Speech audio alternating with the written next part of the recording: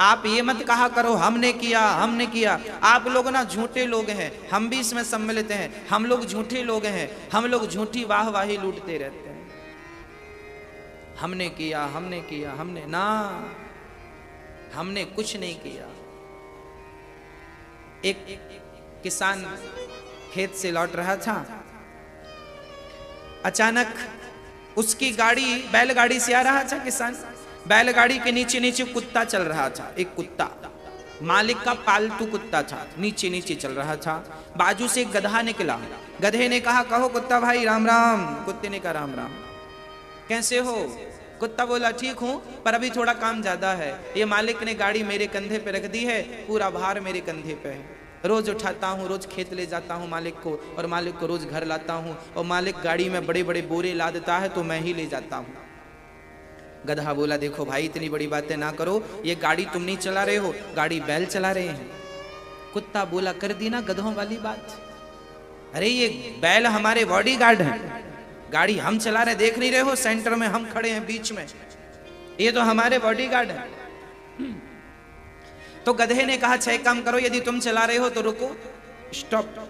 कुत्ता रुका, अकस्मात गाड़ी भी रुक गई। अब तो कुत्ते की छाती फूल गई, देखो देखो तुमने परीक्षा ली, देखो मैं ही चला रहा हूं। गधा बोला तो चलो।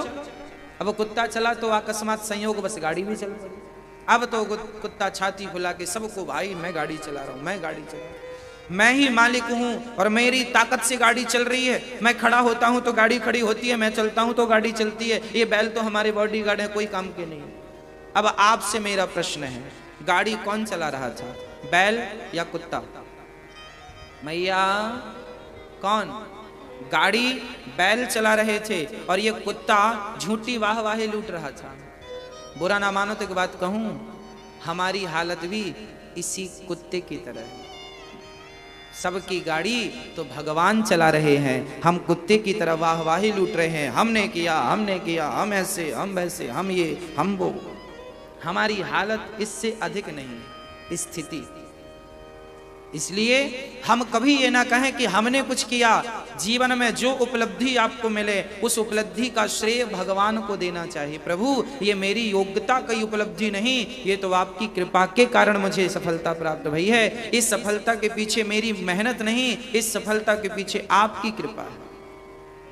इसलिए हर काम में हर जगह सदा भगवान को आगे करना चाहिए। और हम हमेशा क्या करते हैं, अहंकारवश भगवान को पीछे छोड़ के अपने आप को, साहब हमने मेहनत की, हमने ये किया, हमने वो किया। हाँ, हमें नहीं जानते 10 करोड़ की प्रॉपर्टी है हमारी, गाड़ी है, बंगला है, और सब एक आवाज लगाएं 10 लोग खड़े हो जाते हैं। ऐसी ऐसी बातें लोग करते हैं, हमें नहीं जानते। आज किसी को धक्का मार दो आप साहब, गुस्सा हो जाता है, हमें नहीं जानते। कौन है हम, हमारा अपमान करोगे, जानते नहीं है। लो भाई आजकल ना लोगों को अहंकार बहुत है, पता नहीं किस बात का, मुझे तो आज तक पता ही नहीं चला। लोगों को घमंड बहुत होता है, 2 पैसे पा जाते हैं, जमीन में चलते नहीं, उड़ने लगते हैं। थोड़ी सी पद प्रतिष्ठा आई, भटक जाते हैं। बहुत घमंड, बहुत, किसी को ठीक से देखते भी नहीं, सबको तो मिट्टी समझने लगते हैं, सब मूर्ख हैं उनके सामने। पता नहीं किस चीज का अहंकार हो जाता है। जबकि इंसान की रियल सच्चाई क्या है, मेरी और आपकी रियल सच्चाई क्या है? हम सबकी रियल सच्चाई यह है। अच्छा मैं थोड़ी देर के लिए आपसे कहूं कि आपकी औकात क्या है। आजकल आप जानते हो ना, लोग कहते हैं हमें नहीं जानता, हमें नहीं जानता। चलो हम आज आपकी औकात की बात कर लेते हैं। बात अच्छी तो नहीं है, शब्द अच्छे तो नहीं है, फिर भी आपको समझाने के लिए मुझे यूज करने पड़ते हैं। थोड़ी देर के लिए मैं आपसे कहूं आपकी औकात क्या है। आप कहते हैं ना हमें नहीं जानते, आज मैं आपसे आपकी औकात पूछता हूं, क्या औकात है? आप कहेंगे महाराज जी हमारा तो बड़ा नाम है। आज मैं आपको आपकी औकात बताऊंगा। आप मुझसे पूछिए महाराज जी आपकी औकात क्या है, पूछिए, मैं बताऊंगा मेरी औकात क्या है। आइए हम सबकी औकात बताता हूं। आज मैं अपनी औकात भी बताता हूं और आपकी औकात भी बताता हूं। क्या औकात है हम सबकी? जब हम मरेंगे 4 लोग उठाएंगे, शमशान में रखेंगे, आग लगाएंगे। आग लगाने के बाद क्या बचता है? राख। उस राख का क्या करते हैं लोग, पता है ना आपको? उस राख को एक 25 रुपए के घड़े में डालते हैं। मैंने घड़े की कीमत पूछी थी एक दिन, 25 रुपए का था। काम आएगा ना हमें बाद में, इसलिए रेट अभी से कंफर्म करना चाहिए। आप भी पूछ के रखना, हमने तो पूछ लिया। और वैसे आप बड़े आदमी हैं तो फिर 50 का घड़ा ले लेना, और ज़्यादा बड़ा घड़ा लोगे तो भी नहीं बनेगा, छोटे ही होता। 25 रुपए का परफेक्ट, 25 रुपए का घड़ा होगा। और उस 25 रुपए के घड़े में क्या होगी हमारी, क्या होगी? अस्थियां, राख। हमारी आज हमारा वजन है 75 किलो, किसी का 80, किसी का 50, किसी का 100। कल को हम 25 रुपए के घड़े में आ जाएंगे कि नहीं? हम राख बनेंगे साहब। और जब कोई उठाकर फूंक मारेगा ऐसे, जब फूंक मारेगा तो हमारी राख उड़ जाएगी। कल तक हम कहते थे हमें नहीं जानते, हमें नहीं पहचानते, हमारा रुतबा, तेरा रुतबा राख बन गया कि नहीं? तेरी अकड़ राख बन गई कि नहीं? आज ना सही कल, कल ना सही परसों, बेटा बच के जाएगा कहां? आएगा तो शमशान ही। कब तक घूमेगा जमाने में? सच कहता हूं, हम सबकी औकात मुट्ठी भर राख है, और एक दिन 25 रुपए के घड़े में आ जाओगे। इससे ज्यादा हम में से किसी की कोई औकात नहीं है। फिर भी हम बातें बड़ी बड़ी कर लेते हैं, अहंकार बड़ा सा रख लेते हैं।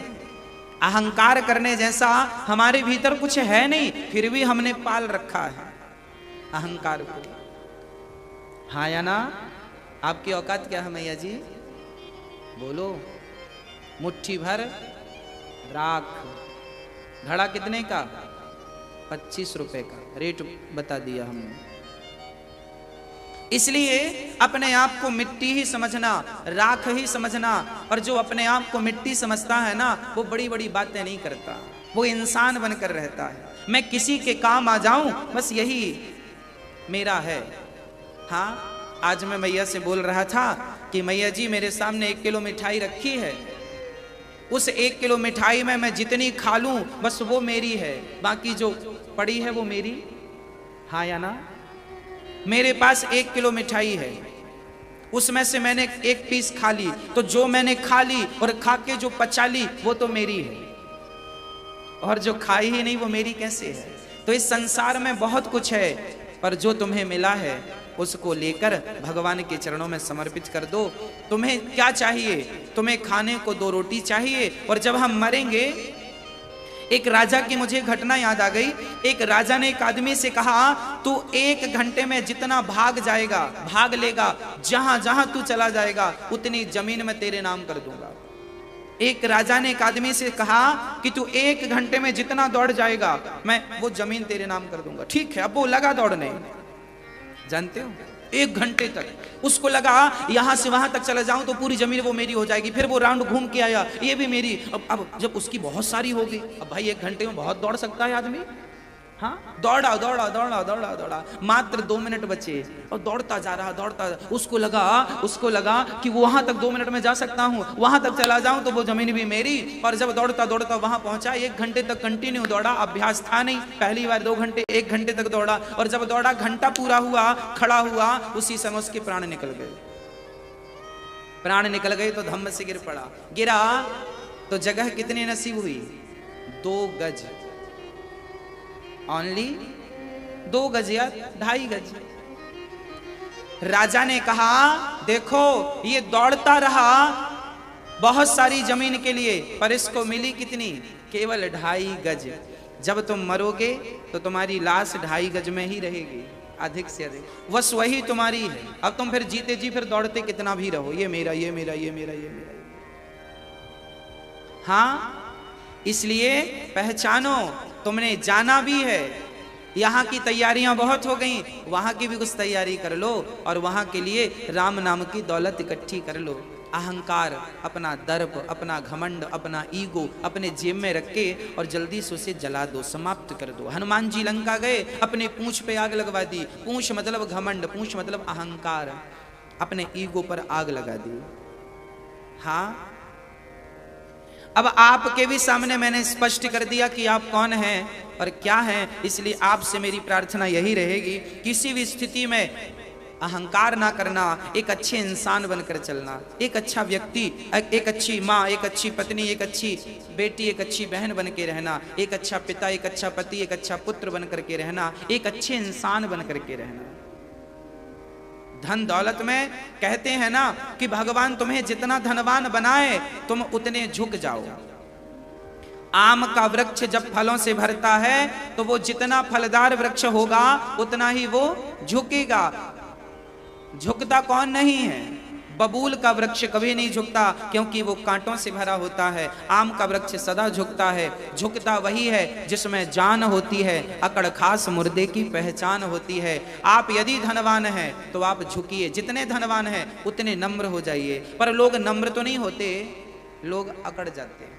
और अकड़ता कौन है? मुर्दा। इसलिए तो उसको बांध कर ले जाते हैं। जो बहुत अकड़ू होते हैं एक्चुअली ये चलते फिरते मुर्दे होते हैं। चलते फिरते क्या है? एक मुर्दा वो है जो मर के मुर्दा बन गया, एक मुर्दा ये है जो जिंदा ही मुर्दे के जैसे अकड़ जाते हैं। झुकने की कोई संभावना नहीं। भाई भाई से अकड़ गया, पत्नी पति से अकड़ गई, माँ बाप बच्चों से, बच्चे माँ बाप से अकड़ गए, मैं नहीं झुकूंगा, मैंने गलती थोड़ी की है। ये सब मुर्दे हैं, ये मुर्दे लोग हैं। हाँ, भगवान ने गोवर्धन उठाया। ब्रजवासियों को अब पता चला कि हमने तो अपने लाठियां अपने कंधे फालतू में लगाए। वृंदावन की महिमा बड़ी निराली है। ब्रजवासियों ने कहा तुमने गोवर्धन कैसे उठाया? तब श्री कृष्ण ने कहा कछु माखन को बल बढ़ो, कछु गोपन करी सहाय। श्री राधा की कृपा भई मैंने गिरिवर लियो उठाया। राधा रानी की बड़ी कृपा है। वृंदावन में तो राधा रानी के बिना पत्ता नहीं हिलता। राधा रानी की बड़ी अद्भुत महिमा है। तेरी बिगड़ी बना देगी कौन? चरण रज राधा रानी की। हाँ जी,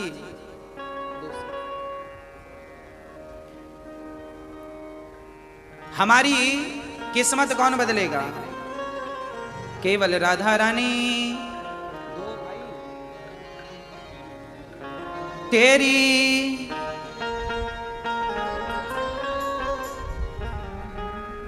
चरण रज राधा प्यारी की।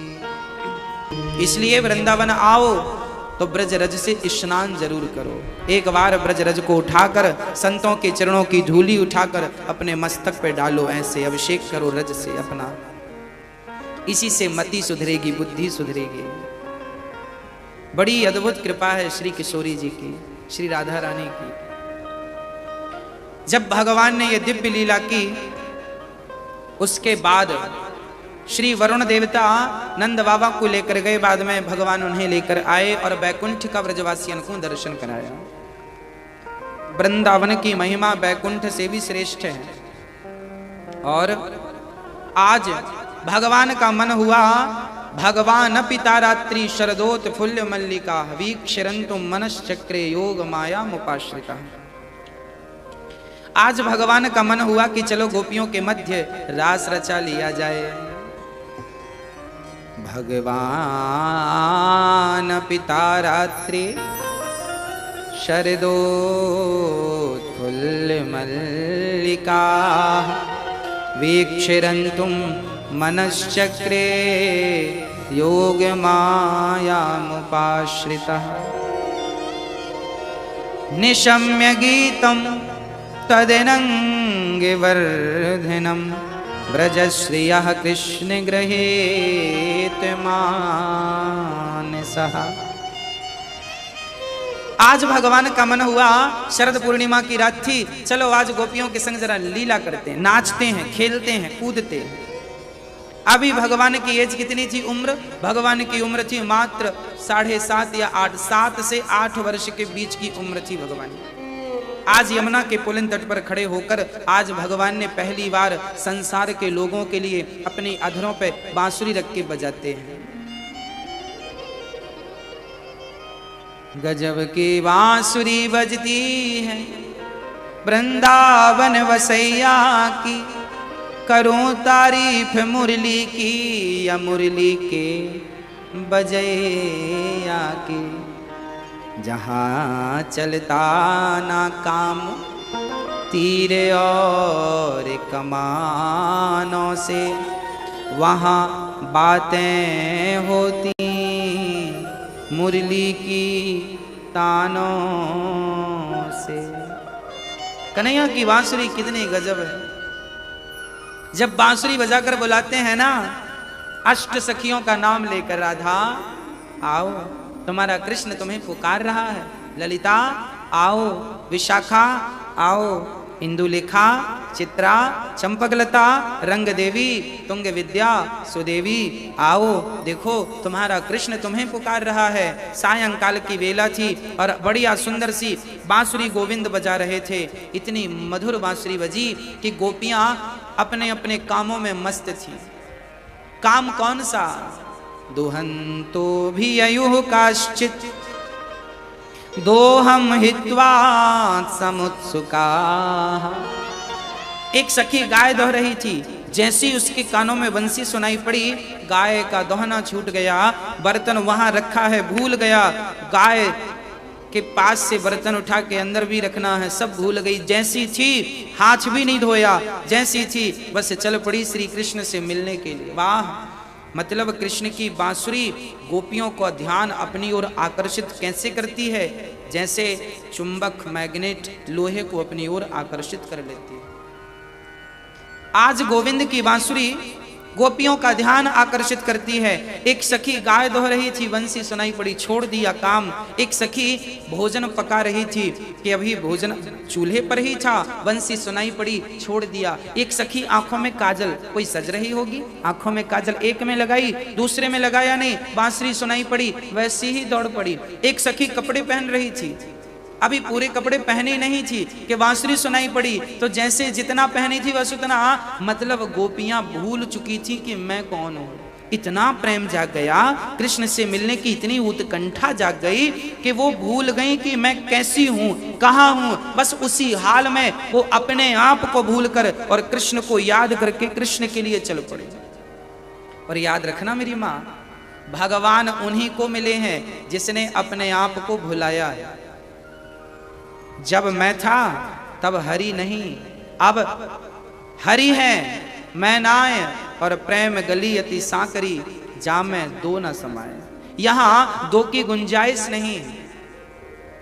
भगवान रहेंगे तो तुम नहीं रहोगे, तुम रहोगे तो भगवान नहीं रहेंगे। अर्थात जब तक तुम्हें तुम्हारा ज्ञान है, मैं अनिरुद्धाचार्य हूँ, मैं ये हूँ, मैं वो हूँ, जब तक मुझे कुछ याद है तब तक मैं भगवान से दूर हूँ। जब मुझे अपना ख्याल भूल जाए कि मैं कौन हूँ, मेरा नाम मुझे याद ना रह जाए, मैं भगवान के चिंतन में इतना खो जाऊं कि मेरा जन्म, मेरा नाम, मेरा पता मैं भूल जाऊं। अर्थात जैसे मिश्री पानी में जब घुलती है तो मिश्री का ढेला पानी में घुलकर मिश्री पानी बन जाती है। अभी तो मिश्री का ढेला था, किसी को मारो तो खून भी आ जाए, पर पानी में घुलने के बाद तो वो पानी हो गई, अब मिश्री नहीं रही, अब वो पानी हो गई। जैसे मिश्री ने पानी के संग अपने आप को मिलाकर एक कर दिया, उसी प्रकार भक्त भगवान के संग अपने आप को मिला के एक कर दे, वही तो परमात्मा की प्राप्ति है।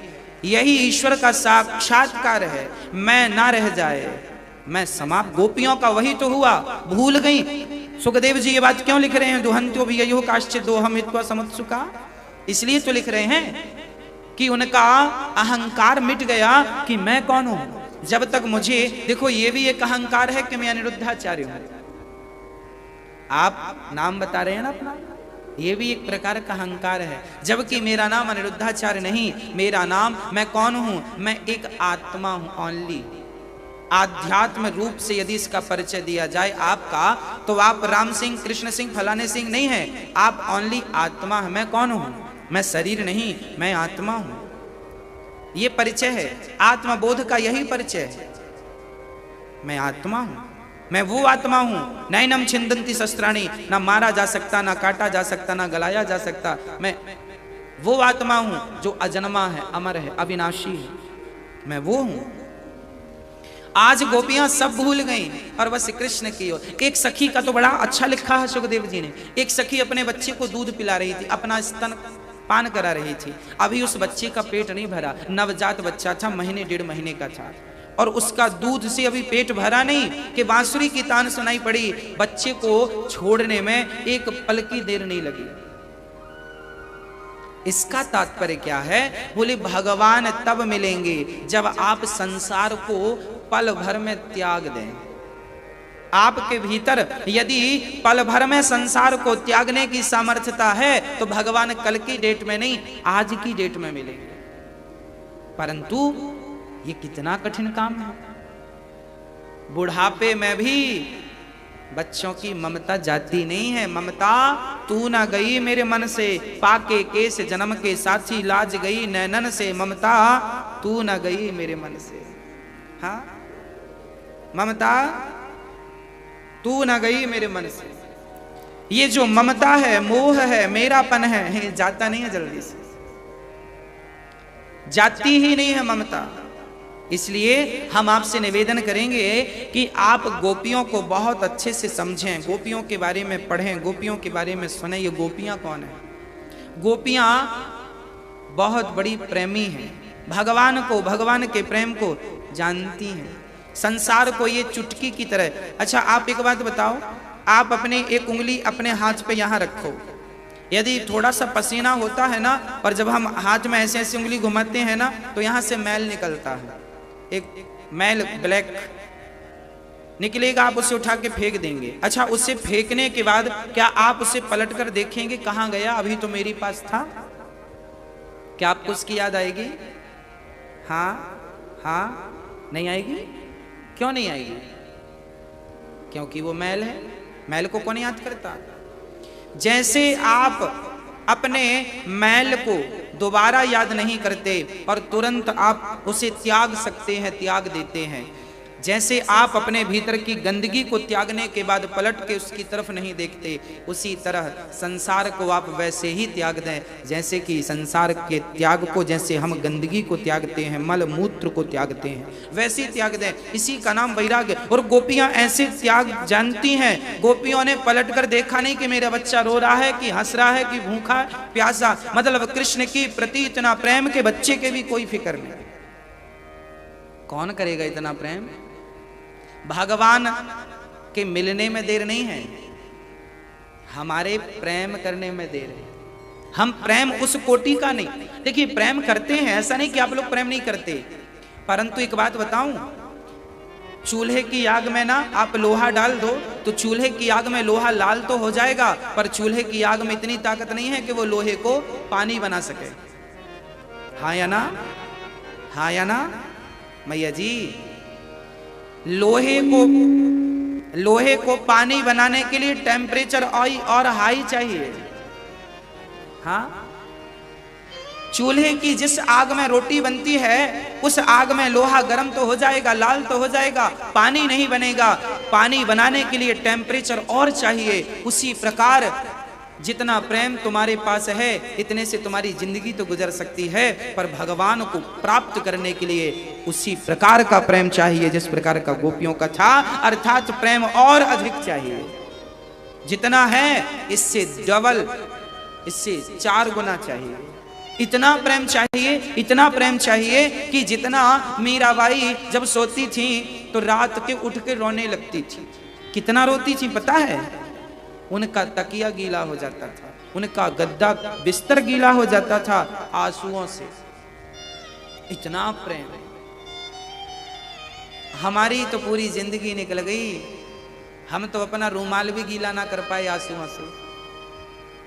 रोए हैं, ऐसा नहीं कि हम लोग रोते नहीं हैं।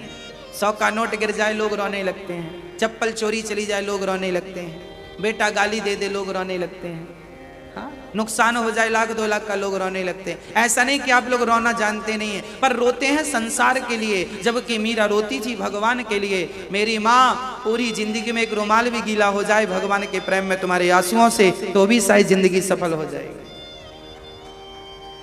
एक रुमाल गीला कर लेना अपने नेत्रों के जल से भगवत प्रेम में, संसार को भूल कर, ना बेटे के लिए रोना, ना पत्नी के लिए, ना पति के लिए, ना परिवार के लिए, ना पद के लिए, ना पैसे के लिए, बस भगवान के लिए रोना। प्रभु क्या आपके दर्शन के बिना ही प्राण निकल जाएंगे? क्या मैं आपका दर्शन नहीं कर पाऊंगा इस जन्म में? हे गोविंद, क्या आपके दर्शन के बिना ही मेरी जिंदगी पूरी हो जाएगी? क्या आप मुझे दर्शन नहीं देंगे? विचार करिएगा। जिंदगी बीत गई रोते रोते। कभी ये तो सोच लो कि तुम रो किसके लिए रहे हो? इनके लिए रोने से क्या फायदा जिनके लिए रो रहे हो? कभी भगवत प्रेम भगवान के लिए रो लो, कल्याण हो जाएगा।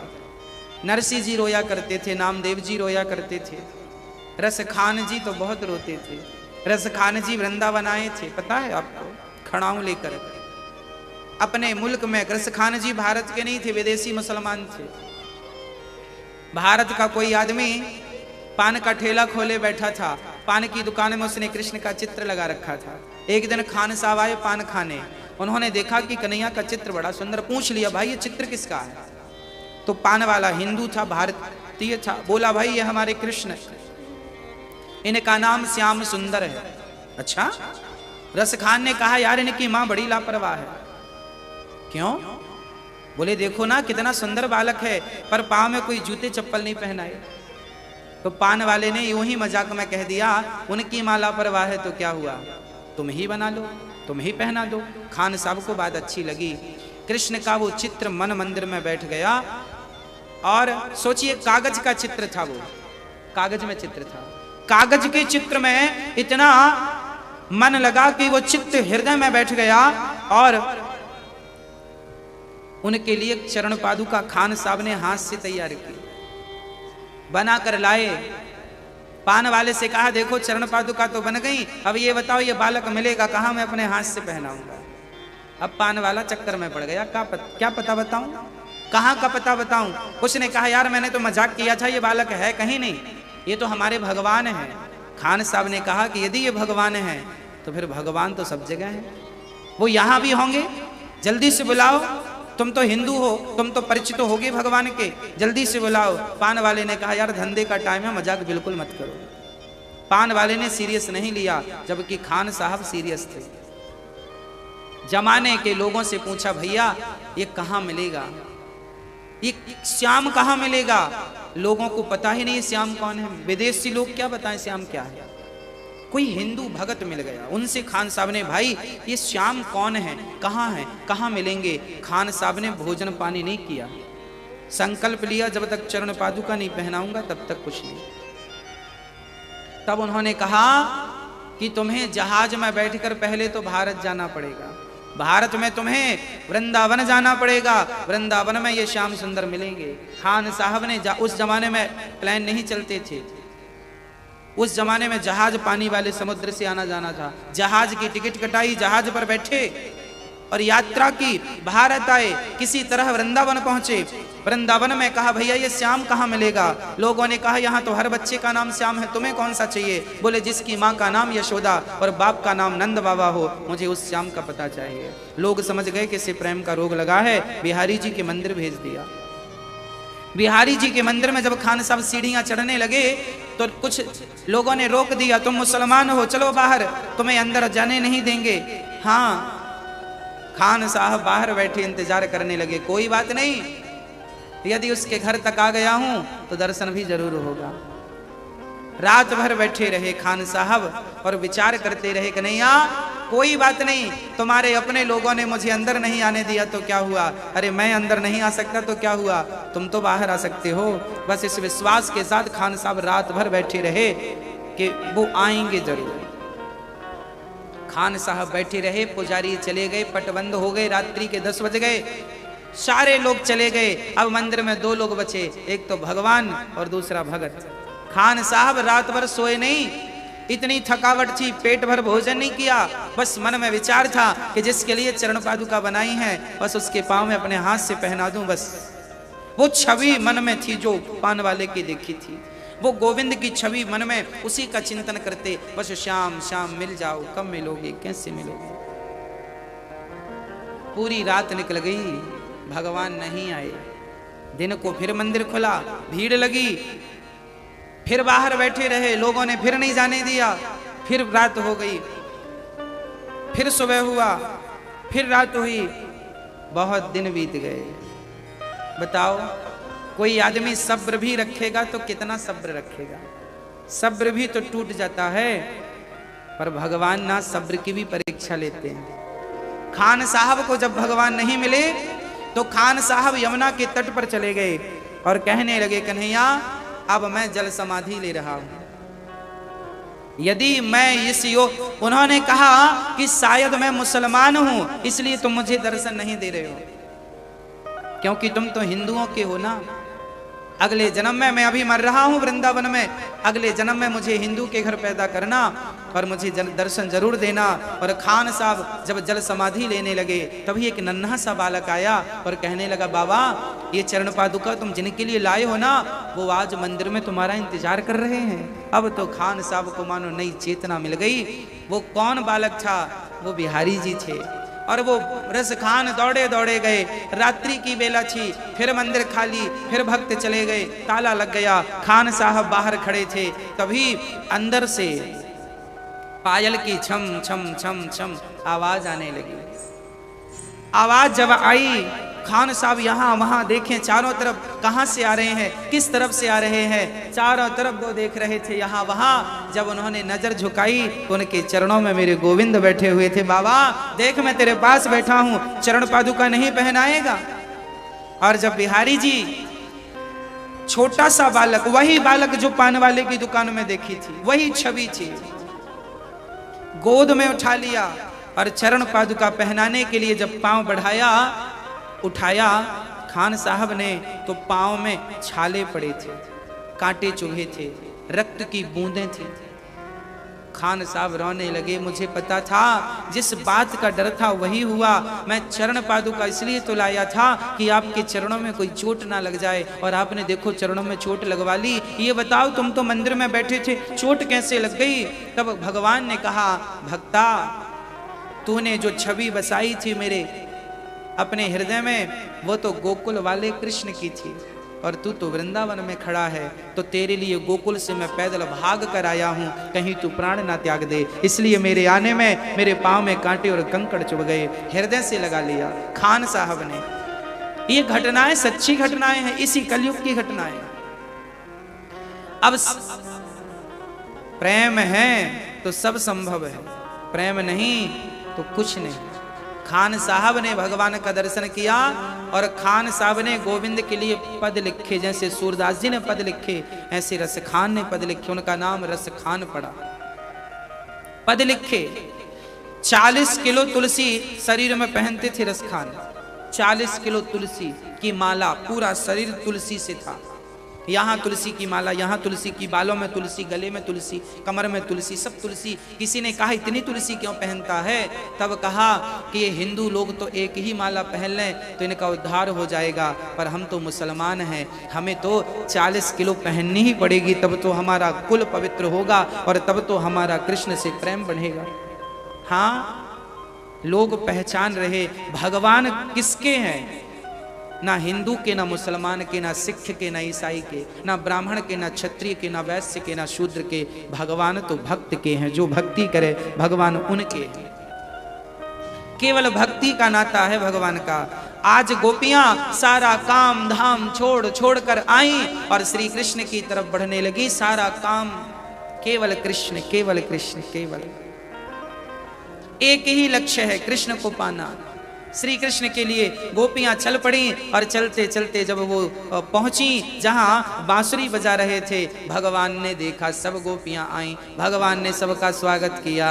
स्वागतम वो महाभागः प्रियं किं करवाणि वः ब्रजस्या नामयं कश्चित् ब्रूतागमन कारणम। स्वागत है आपका, आओ, सारी गोपियों का आओ आओ आओ। ये बताओ यहाँ क्यों आई हो? तब उन सखियों ने कहा, आपने बुलाया हम चली आई। भगवान ने कहा, हमने कब बुलाया, हम तो अपनी बांसुरी बजा रहे थे। एक सखी बोली, देखो तो कैसा है ये कृष्ण,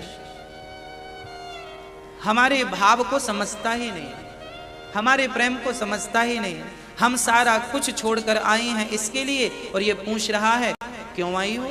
आई हो तो वापस जाओ। गोपियों ने कहा श्याम सुंदर, जब से तुम्हें ये बांसुरी मिली है ना, तब से तुम्हारे भाव बढ़ गए। दिन रात तुम बांसुरी बजाते रहते हो। एक सखी ने कहा देख तो इस बांसुरी ने कौन सा पुण्य किया होगा कि जो लोग इस कन्हैया की एक झलक पाने को तरसते हैं, आज वो बांसुरी इसकी अधरों पर रखी है। कोई तो पुण्य किया होगा। कौन सा पुण्य किया है बांसुरी तूने? तब गोपियों ने बंसी से पूछा, ऐ बंसी तूने कौन सा पुण्य किया है? तब बंसी ने कहा कि देखो मैं बांस की बनती हूं, मैं बांस की बनती हूं। दुनिया के लोग मुझे 7 छेद करते हैं मेरे सीने में, फिर भी जब मैं बोलती हूं ना तो मीठा बोलती हूं। हाँ, जिसके छेद हैं सीने में फिर भी मुस्काती है, जिसके छेद हैं सीने में फिर भी मुस्काती है। बांसुरी बनती है बांस की। अच्छा, बांसुरी अंदर से खाली होती है, खाली पोली होती है ना, भीतर से खाली। भगवान कहते हैं जो भीतर से बिल्कुल खाली है, जिसके भीतर काम नहीं, क्रोध नहीं, लोभ नहीं, मोह नहीं, अहंकार नहीं, निंदा नहीं, चुगली नहीं, कपट नहीं, छल नहीं, जो भीतर से खाली है वो मुझे जल्दी प्राप्त कर लेता है। बांसुरी ने इसीलिए प्राप्त कर लिया क्योंकि वो भीतर से खाली है, खाली है।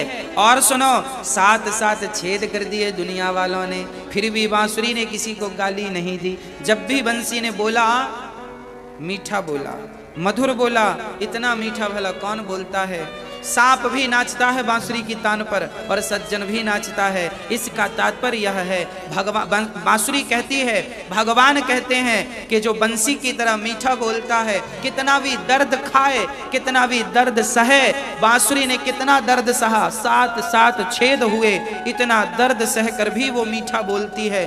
जो इतना दर्द सहकर भी मीठा बोलता है, अपनी वाणी को मधुर करता है, भगवान कहते हैं मैं उसके उस भक्ति से, उस त्याग से, उस तप से प्रसन्न होकर उसे अपने अधरों पे रख लेता हूं, जैसे बंसी को रखा। हमें मीठा बोलना चाहिए। किसकी तरह? किसकी तरह? कागा काको धन हरे, कोयल काको दे, मीठा बचन सुनाय के जग अपनो कर ले। कौआ किसी के घर चोरी नहीं करता, कोयल किसी पर धन नहीं लुटाती, फिर भी लोग कौआ की काय काय नहीं सुनते, कोयल की कूकू सुनते हैं। लोग किसे सुनना पसंद करते हैं, कौआ को या कोयल को? बोलो। जबकि दोनों का रंग एक सा है, दोनों काले हैं। ऐसा नहीं कि ये सुंदर है इसलिए लोग इसको सुनते हैं, ना ना, कौआ काला, कोयल काली। सुनता किसे है आदमी? कोयल को, क्योंकि कोयल मीठा बोलती है। आप गोरे हैं या काले हैं क्या फर्क पड़ता है, आपकी वाणी कैसी है ये बहुत महत्व रखती है। कहते हैं वाणी से बाग भी लगते हैं और वाणी से आग भी लगती है। आग लगाना है या बाग लगाना है, यहां से ही सब काम होने हैं। हमारे गांव में कहावत कहा करते थे, बोले बातन हाथी पाइए और बातन हाथी लात। समझ रहे हैं इस कहावत को? इसका अर्थ मैं बताऊं। इसका अर्थ यह है कि आप अच्छी बात करोगे, अपनी बातों से सामने वाले का दिल जीत लोगे तो तुम्हें हाथी दान में मिल जाएगा।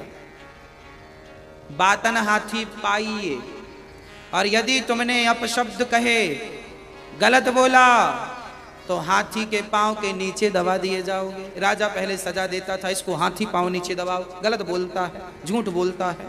तो बातन हाथी पाइए, बातन हाथी लात। अब आप बताओ आपको क्या चाहिए? आप अपनी वाणी से आग ना लगाएं, जब लगाएं तो बाग लगाएं। वाणी ऐसी बोलिए मन का आपा खोए। आपा मतलब अहंकार। वाणी ऐसी बोलिए मन का आपा खोए, और को शीतल करे आपहु शीतल हो। अच्छा एक बात बताओ, जब हम आपसे अच्छे से बोलेंगे तो आप हमसे कैसे बोलेंगे? मैया जी, ओ मैया, ओ मेरी माँ, हम आपसे अच्छे से बोलेंगे तो आप हमसे कैसे बोलोगी? अच्छे से बोलेंगे। और हमने आपको गाली दी तो आप हमें क्या देंगे? तब तो हमारी आरती नहीं उतारेंगे आप। जैसा हम आपको देंगे। अच्छा, कुएं जानते ना, पहले कुएं थे। कुएं की तरफ आप मुंह करके कहिए राम, तो उसमें आवाज क्या आएगी? वही रिवर्स आती है ना? हाँ या ना? किया बचपन में ये नौटंकी हम किए हैं। कुएं में मुंह डाल के ना, कुएं की तरफ राम, फिर अंदर से गूंजता राम कृष्ण कृष्ण। अब कोई गाली दे तो वापस क्या आएगी? भाई जो तुमने बोला है वापस वही आना है। आप सामने वालों के लिए जिस शब्द का उपयोग करेंगे वो भी आपके लिए उसी शब्द का उपयोग करेगा। आप सम्मान देंगे तो सम्मान मिलेगा, सम्मान नहीं देंगे सम्मान कभी नहीं मिलेगा। आज लोग कहते हैं हमारा सम्मान नहीं हुआ, हमारा सम्मान। अरे पगले, सम्मान लेने के पहले सम्मान दिया जाता है। आपसे मेरी हाथ जोड़कर विनती है, वैसे आप सब समझदार लोग हैं, मैं तो आप सभी के चरणों का सेवक हूं, मैं फिर भी प्रार्थना करूंगा कि आप अधिक से अधिक लोगों का सम्मान किया करो, अधिक से अधिक लोगों का आदर किया करो। सबके प्रति आपके घर का झाड़ू लगाने वाला आदमी भी उसके संग ऐसी वाणी बोलो कि वो वाह गदगद हो जाए। वाह कितनी अच्छी बातें हैं इनकी, कितनी अच्छी भाषा है इनकी, कितनी मिठास है इनकी वाणी में। कोशिश करो। अच्छा, मैं आपको धन नहीं दे सकता, मेरे पास करोड़ों नहीं है, लाखों नहीं है, मैं आपको धन देकर खुश नहीं कर सकता, मेरे हाथों में ताकत नहीं, मैं आपको पांव दबाकर भी खुश नहीं कर सकता। यदि मैं आपको धन देकर खुश नहीं कर सकता, मैं पांव दबाकर खुश नहीं कर सकता, तो कम से कम मैं वाणी से तो खुश कर ही सकता हूं। इसमें कोई खर्चा है क्या? बोलो। सास अपनी बहू को पैसे ना दे, साड़ी ना दे, बंटवारे में कुछ ना दे, पर मीठी वाणी से दो शब्द तो कह ही सकती है।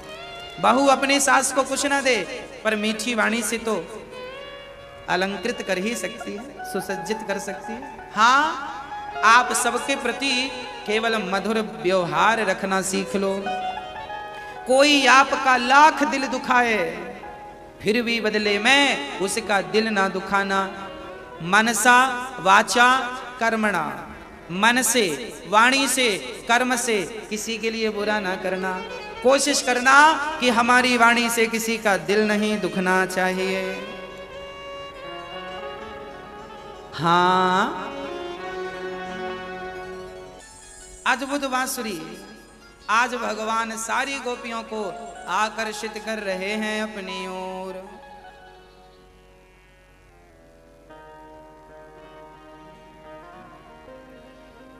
जीवन में हमें भी इस चर्चा से ये शिक्षा पाना चाहिए कि हमें भी सदा मीठे मीठे अच्छे अच्छे शब्दों का उपयोग करना चाहिए। कोशिश करें कि हमारी वाणी से किसी का अहित ना हो, दिल ना दुखे। बहुत इसका ख्याल हम सबको रखना चाहिए।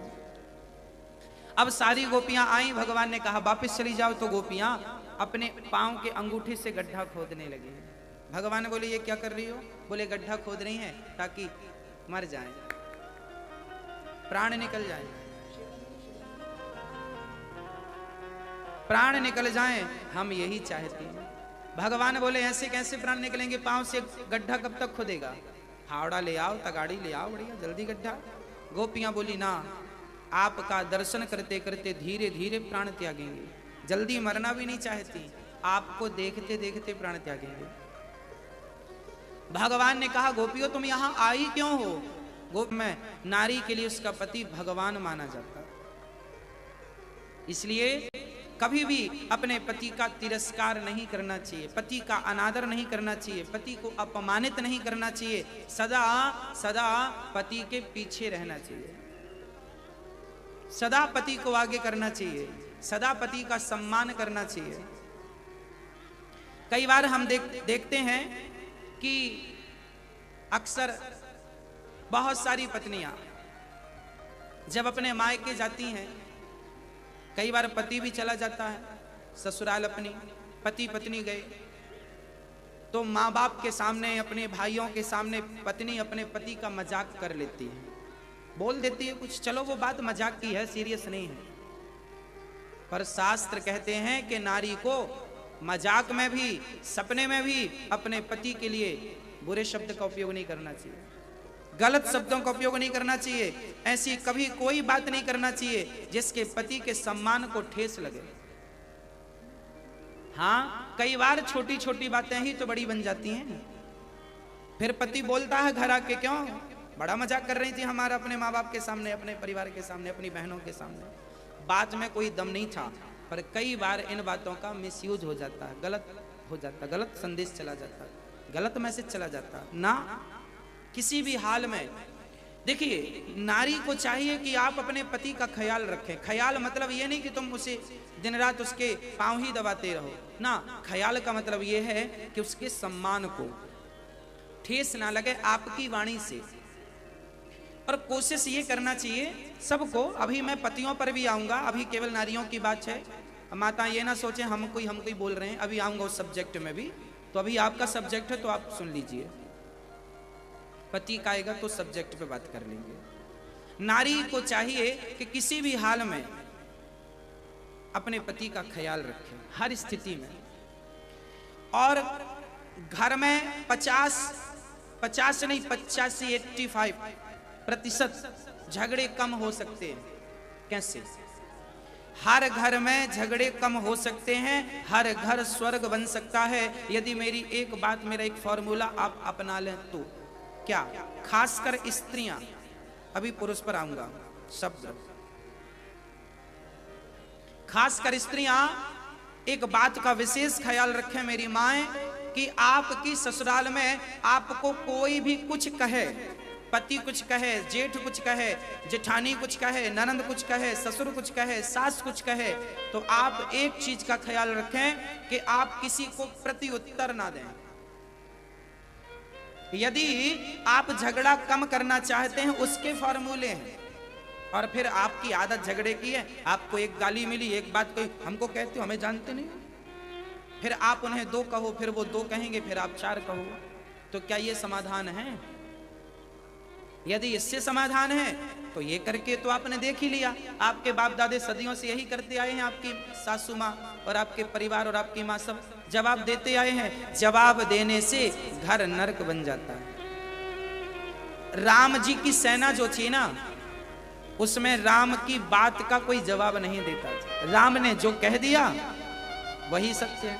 हनुमान जी उस बात को नहीं काटते थे, सुग्रीव उस बात को नहीं काटते थे, विभीषण जी राम की बात को नहीं काटते थे, भरत राम की बात को नहीं काटते थे, गुरु वशिष्ठ राम की, अच्छा राम की बात को दशरथ जी नहीं काटते थे और दशरथ जी की बात को राम नहीं काटते थे। सीता की बात को राम नहीं, सीता ने कहा सोने का मृग चाहिए, राम बोलते नहीं लाना, क्या करोगी? तो नहीं, बात नहीं काटी, लाए। भले राम को पता था सोने का मृग होता नहीं है, पर पत्नी कह रही है इसकी संतुष्टि के लिए लाता हूं। राम चाहते तो सीता की बात काट सकते थे ना, सोने का मृग नहीं होता, तुम पागल हो गई हो क्या? डांट सकते थे राम जी सीता माता को, पर राम ने नहीं डांटा। राम ने कभी भी सीता की बात नहीं काटी और सीता ने भी राम की बात नहीं काटी। माता सीता ने कभी मेरे राम की बात नहीं काटी।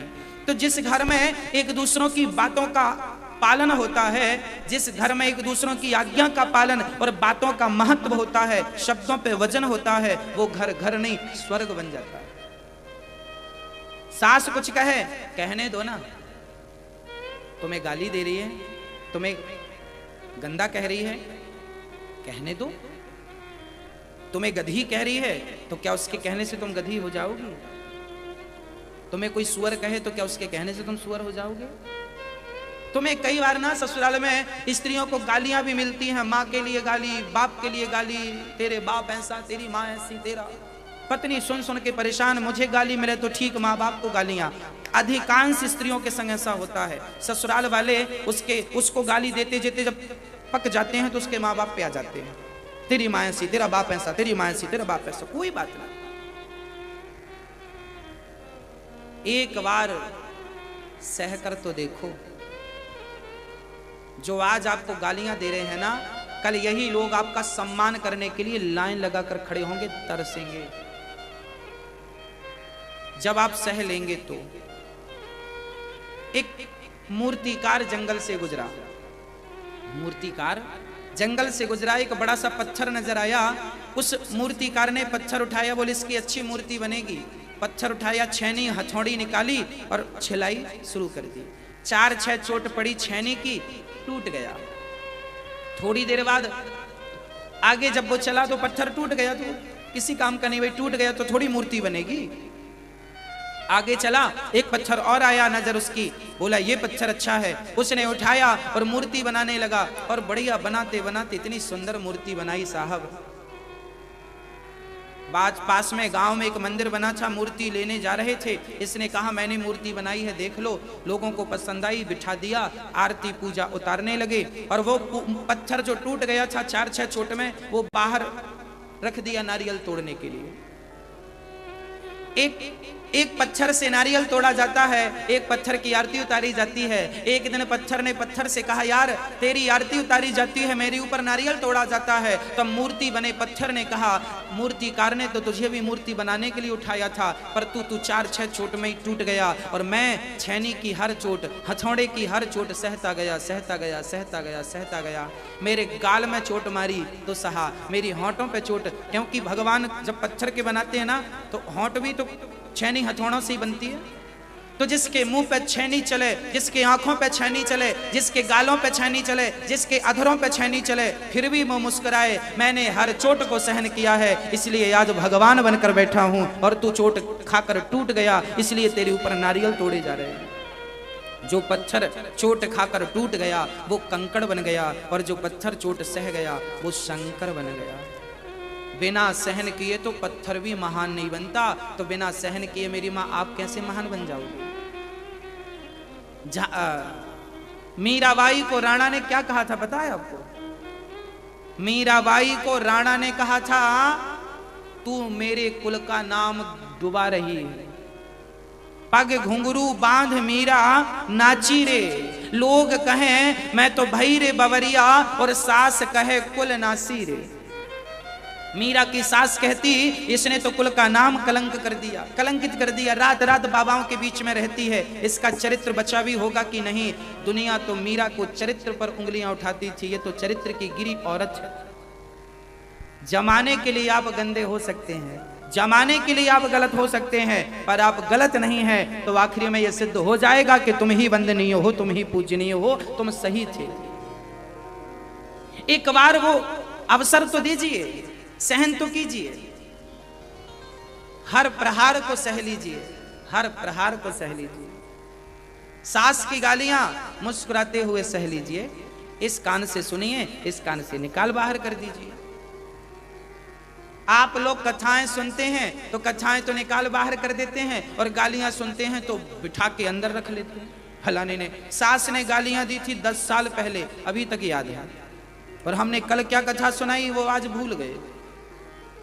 मतलब अच्छी चीज तो तुम खुद संभालते नहीं हो, गंदी चीज तुम खुद संभालते हो। तुम तो खुद चलते फिरते डस्टबिन हो, हम क्या करें? तुम खुद डस्टबिन बन रहे हो। हम चाहते हैं तुम मंदिर बन जाओ, हम चाहते हैं तुम साफ सुथरे बन जाओ, पर तुम नहीं बनना चाहिए, तुम डस्टबिन हो, हम क्या करें? इसमें किसी का क्या दोष? तुम गालियां संभाल के रखते हो, फलाने की गाली, फलाने ने अपमानित किया। अरे किया तो किया, रात गई बात गई, खत्म करो, लिए बैठे हो नहीं हमें तो। झगड़े होते हैं, घर नरक बन जाता है। नारी चाहे तो कभी झगड़े ना हो किसी घर में, बस एक आदत बन जाए, सहती रहे, बेचारी कोई उत्तर ना दे। और आप कहो महाराज जी आप अच्छा बता रहे हैं, सहते रहो सहते रहो। चलो मैं ये कह दूं कि उत्तर दिया करो, तो क्या अभी आप चुप बैठे रहते हैं? अभी भी तो उत्तर दे रहे हैं। क्या उत्तर देने से आपके घर के झगड़े रुके? बोलो। यदि रुक जाएं उत्तर देने से तो फिर वो कर लो, और नहीं रुके तो फिर चुप हो जाओ। तीसरा तो ऑप्शन नहीं है। फिर आप तीसरा ऑप्शन कहेंगे मर जाएं, ये समस्या का समाधान नहीं है। पत्नी को चाहिए कि पति का सम्मान करे, पत्नी को चाहिए पति से प्रेम करे, पति को भगवान मान करके सेवा करे।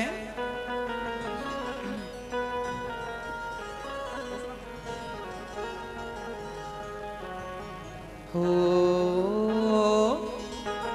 बिन परमेश्वर सूना मंदिर, बिंदिया बिना लीलार सूना, पति बिना संसार। हो बिन परमेश्वर। मैया जी, नारी तब तक बहुत अच्छी होती है, बहुत अच्छी, जब तक उसका पति होता है। अच्छी तो वो है ही, पर उसे सौभाग्यवती कहा जाता है कब? जब तक उसका पति होता है। इसलिए जीवन में पति की बड़ी महिमा है। बिन परमेश्वर, मंदिर बहुत करोड़ों का हो पर मंदिर में मूर्ति ना हो तो मंदिर की कोई शोभा नहीं। जैसे मंदिर मूर्ति से शोभा पाता है, उसी तरह नारी अपने पति से शोभा पाती है। हाँ या ना? नारी पति से शोभा पाती है। बिन परमेश्वर सोना मंदिर, बिंदिया बिना लीलार सोना, पति बिना संसार।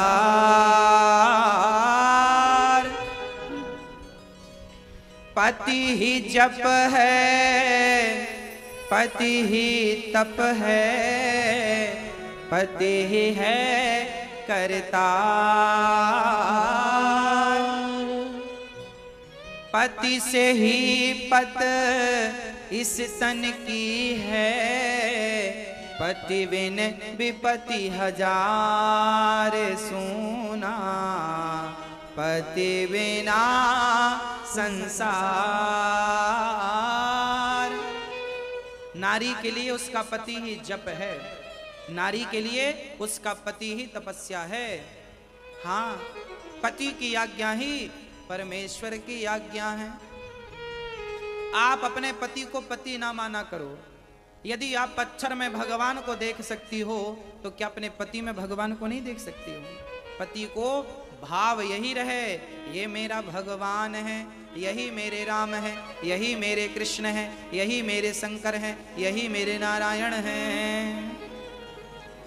एक पति व्रत रहे जगत में, सब व्रत हैं बेकार।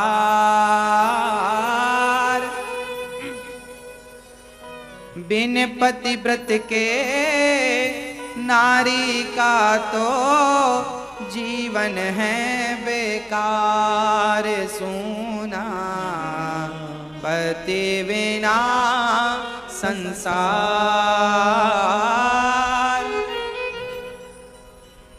एक पतिव्रत, आपने यदि पतिव्रता धर्म अपना लिया, आप पतिव्रता बन गई, तो फिर आपको एकादशी का व्रत, पूर्णिमा का व्रत, अमावस्या का व्रत, ये व्रत वो व्रत करने की जरूरत नहीं है। एक पतिव्रत रहे जगत में, सब व्रत हैं बेकार। पतिव्रता किसे कहते हैं? पतिव्रता नारी किसे कहते हैं? मैया जी बताओ, पतिव्रता नारी किसे कहते हैं? जो नारी अपने पति के सिवा सपने में भी पराये पुरुष का चिंतन ना करे, उसे पतिव्रता जानो। जो स्त्री सदा अपने पति को परमेश्वर माने उसे पतिव्रता जानो। जो स्त्री पति को भोजन करने के बाद भोजन करे, पति के सोने के बाद सोए, पति के जागने के पहले जाग जाए और पति की आज्ञा को भगवान की आज्ञा मानकर पूजा करे, सेवा करे, उसे पतिव्रता मानना चाहिए। एक पतिव्रत रहे जगत में, सब व्रत हैं बेकार। बिन पतिव्रत के नारी का तो जीवन है बेकार। सूना पति बिना संसार। और सुनो पति क्या है। पति ही ब्रह्मा, पति ही विष्णु, पति नर अवतार। जिस नारी ने कंधा पाया, उसकी नैया पार। सूना पति बिना संसार।